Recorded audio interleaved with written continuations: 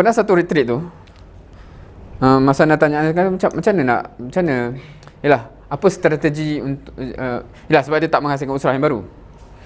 So Dato' bincang panjang sampai ke petang. Dato' lalas, anda tak dengar anda tanya apa? Dato' dia kata, oh sebenarnya masa awal SEM kita orang tanya semua orang siapa nak usrah tak usrah.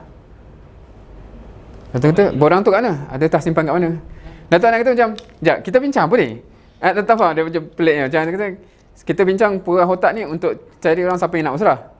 Sedangkan dia dah tanya dah. Ada yang kata nak. Dato' borang tu simpan kat mana-mana. Macam something wrong kan.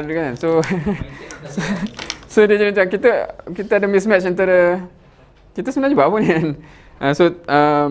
Sama juga lah kalau kita kata kita buat benda ni untuk ni, tapi sebenarnya tak ada pun orang yang nak bawa benda tu.